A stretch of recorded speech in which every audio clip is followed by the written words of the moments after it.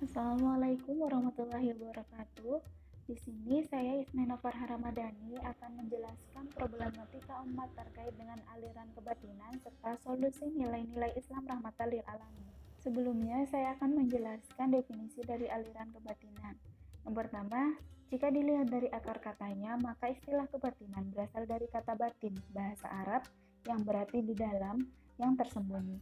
Meskipun begitu, ada banyak definisi istilah kebatinan yang telah dirumuskan. Selanjutnya yaitu problematika umat terkait dengan aliran kebatinan. Di era globalisasi ini, proses saling mempengaruhi satu sama lain tak bisa ditawar-tawar. Peranan media sebagai alat penular setelah menembus sekat-sekat itu dan konsekuensinya sebuah ideologi atau budaya bisa memasuki ideologi dan budaya lainnya.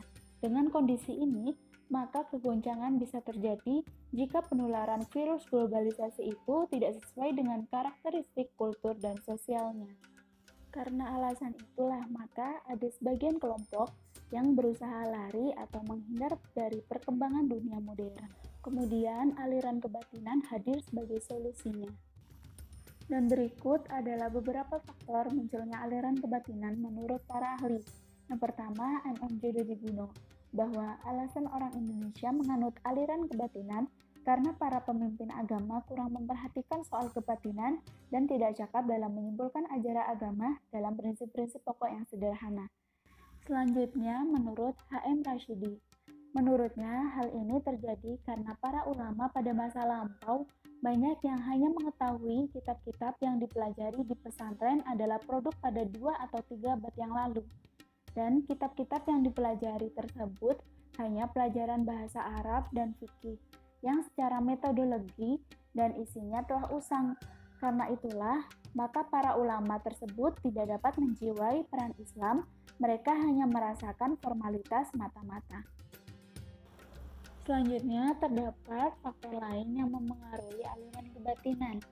Kondisi Indonesia sendiri yang masih terdapat kalangan orang-orang Jawa Abangan, agama suku pedalaman yang memiliki latar belakang tradisi kebudayaan spiritual nenek moyang yang masih kuat dipengaruhi oleh spiritualitas Hindu-Buddha atau Hindu-Jawa. Dalam kasus aliran kebatinan ini, mereka yang Jawa Abangan kemudian menganut kepercayaan kejawen atau aliran kebatinan tertentu yang sesuai dengan pandangan hidupnya. Selain alasan tersebut, terdapat faktor lain menurut Suwarno Imam. Yang pertama, ajaran kebatinan dipandang lebih sederhana dan mudah dipahami karena menggunakan bahasa daerah dibanding dengan ajaran agama lainnya. Yang kedua, amalan kebatinan dianggap tidak terlalu berat dibandingkan dengan amalan-amalan yang diajarkan agama lainnya.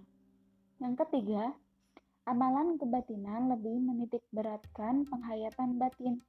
Yang keempat, di kalangan kebatinan ada yang dipercayai memiliki ilmu gaib dan melayani pengobatan penyakit secara gaib yang ternyata digemari oleh masyarakat. Yang kelima, meyakini adanya ajaran kebatinan melalui sosok guru yang mengaku mendapatkan risalah lewat mimpi. Adapun solusi nilai-nilai Islam rahmatan lil alamin diantaranya dalam menyikapi hal tersebut tetap menghargai dan tetap menjunjung tinggi nilai toleransi, seperti yang telah disebutkan dalam Quran Surah Al-Kafirun dari ayat 1 sampai ayat 6. Maksud dari dalil tersebut adalah, bagi kamu secara khusus agama kamu, agama itu tidak menyentuhku sedikit pun. Kamu bebas mengamalkannya sesuai kepercayaan kamu, dan harus mempertanggungjawabkannya. Dan bagiku secara khusus agamaku, aku bersedia mempertanggungjawabkannya serta menerima ganjaran dari Allah SWT. Perihal takwil mimpi, mimpi itu ada 3 macamnya. Yang pertama, bisikan hati. Yang kedua, ditakuti setan. Yang ketiga adalah kabar gembira dari Allah. Hadis riwayat Bukhari. Para ulama pun telah menyepakati bahwa mimpi tidak bisa dijadikan hujah atau dalil, jadi mimpi hanyalah sebatas memberi kabar baik atau peringatan dan pelajaran. Begitupun ilmu gaib. Ilmu gaib harus dihindari karena dalam Islam telah diterangkan dengan tegas bahwa ilmu gaib adalah perbuatan musyrik.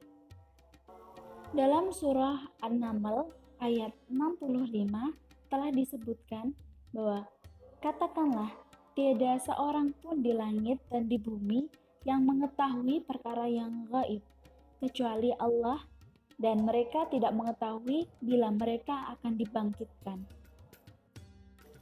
Dan kesimpulan yang dapat kami ambil adalah konsep Islam rahmatan lil alamin sangat perlu diterapkan di semua tindakan dan perilaku kita dalam segala aspek kehidupan, baik kepada Tuhan maupun terhadap sesama manusia, agar tercipta kehidupan yang tentram, damai, dan teratur.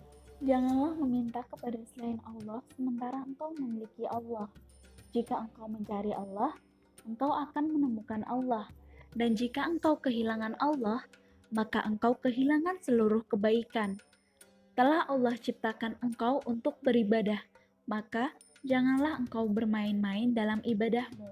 Dan Allah telah tetapkan bagimu rezekimu, maka janganlah penatkan ragamu. Jika engkau ridho terhadap pembagian Allah, maka Allah akan tenangkan jiwa dan ragamu. Dan engkau akan menjadi orang yang terpandang di sisi Allah. Dan jika engkau tidak ridho terhadap pembagian Allah, maka demi kemuliaan dan keperkasaan Allah, sungguh akan Allah bebankan engkau dengan dunia. Engkau terseok-seok laksana hewan melata di permukaan bumi. Kemudian engkau tidak akan mendapatkan apa-apa selain yang telah Allah tetapkan. Dan engkau menjadi orang tercela di sisi Allah. Na'udzubillahi min dzalik. Mungkin cukup itu saja yang dapat saya sampaikan. Kurang lebihnya mohon maaf. Wassalamualaikum warahmatullahi wabarakatuh.